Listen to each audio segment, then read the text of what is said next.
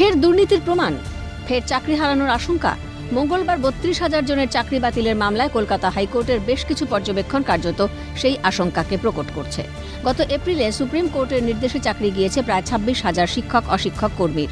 নতুন করে নিয়োগের নোটিফিকেশন জারি হলেও কার্যত দিশেহারা তারা। এখনও রাজপথে লড়াই জারি রেখেছেন ওই সমস্ত শিক্ষকরা। এই আবহেই ২০১৪ টেটে দুর্নীতি নিয়ে সরব কলকাতা হাইকোর্টের ডিভিশন বেঞ্চ।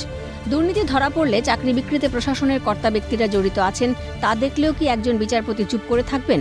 ৩২,০০০ চাকরি বাতিল মামলায় এমনই প্রশ্ন কলকাতা হাইকোর্টের। ৩২,০০০ প্রাথমিক শিক্ষকের চাকরি বাতিলের রায় দিয়েছিলেন তৎকালীন বিচারপতি অভিজিৎ গঙ্গোপাধ্যায়। সেই রায়ের বিরুদ্ধে ডিভিশন বেঞ্চে মামলা করে রাজ্য ও প্রাথমিক শিক্ষা পর্ষদ। মামলার শুনানি চলছে বিচারপতি তপব্রত চক্রবর্তীর ডিভিশন বেঞ্চে। চাকরিহারা শিক্ষকদের আইনজীবীর উদ্দেশ্যে দুই বিচারপতির ডিভিশন বেঞ্চের প্রশ্ন, যদি একজন বিচারপতি দেখেন টাকার বিনিময়ে চাকরি হয়েছে, নিয়োগে অনিয়ম হয়েছে, দুর্নীতি হয়েছে, তখন তিনি কি করবেন? চোখ বন্ধ করে থাকবেন? বিচারপতি চক্রবর্তীর মন্তব্য, আদালত যদি দেখে ব্যাপক দুর্নীতি হয়েছে, প্রশাসনিক কর্তারা যুক্ত রয়েছেন, রাজ্যের মন্ত্রী যুক্ত রয়েছেন, তখন বিচারপতিরা কি করবেন? কিছুই কি করবেন না?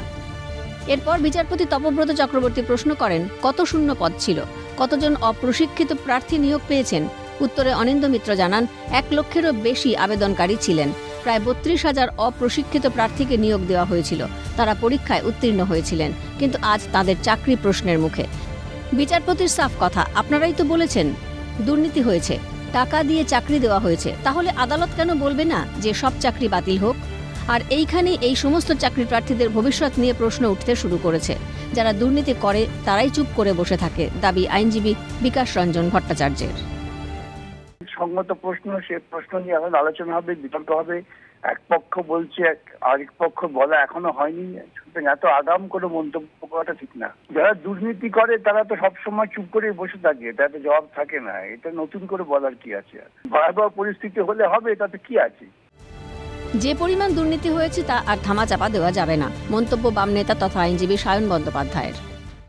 আইনের মধ্যে within the four corner of the law তারা সেই প্রশ্নের উত্তর দিতে পারেননি, আদালতকে স্যাটিসফাই করতে পারেননি।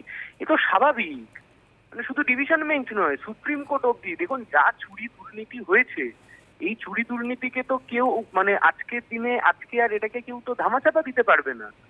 আর কমিশন বলুন, রাজ্যের সরকার, এদের স্ট্যান্ড তো খুব স্পষ্ট।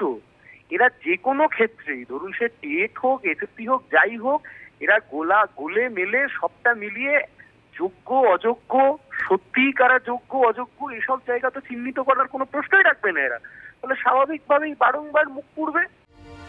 ৩২,০০০ জনের চাকরি বাতিল মামলার জল এখন কোন দিকে গড়ায় আপাতত সেটাই এখন দেখার। ক্যালকাটা নিউজ।